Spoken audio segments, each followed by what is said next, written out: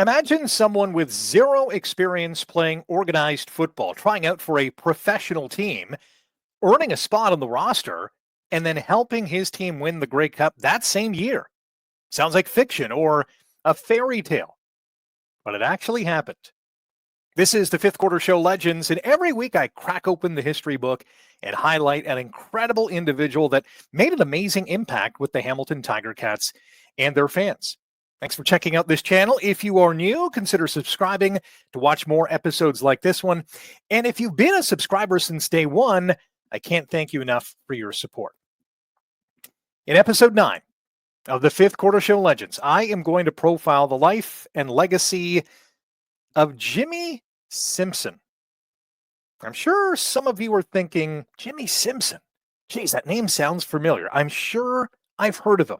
Well, I can tell you that Jimmie the Rooster Simpson was one of a kind. Simpson stood 5 foot 6 inches tall and was 135 pounds soaking wet. And boy, could he run.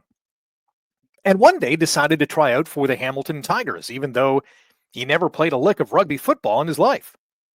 In 1928, Hamilton was a season removed from losing in the Grey Cup final, falling 9-6 against the Toronto Balmy Beach Beachers.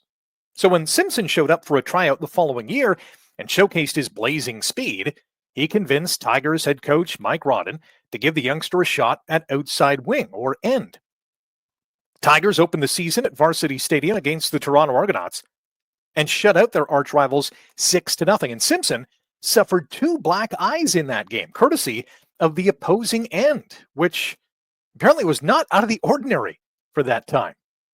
Hamilton went 6-0 in Simpson's rookie campaign and marched all the way to the Grey Cup for the second year in a row. Only this time, the Tigers were victorious after they blasted the Regina Rough Riders 30-0 at the AAA grounds. Simpson scored 2 touchdowns in the third quarter, one when he pounced on a loose ball in the Riders' end zone, and the second when Pep Laidley lateraled the ball to Glenn Small, who then lateraled to Simpson, who scampered into the end zone. The 1928 Grey Cup was also the first game to be broadcast on the radio. Simpson and the Tigers returned to the Grey Cup in 1929 and would face the Rough Riders once again. And once again, Hamilton came out on top. Simpson scored another touchdown, but it was called back because of a Tigers penalty.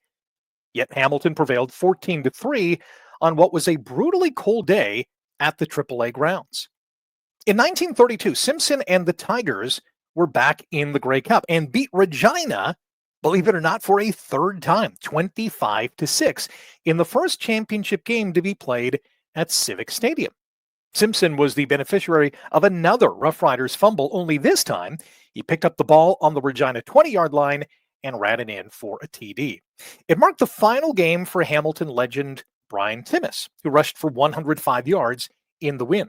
As for the Rough Riders, it was their unprecedented 5th consecutive trip to the Grey Cup, and sadly for them, their 5th straight loss in the championship game.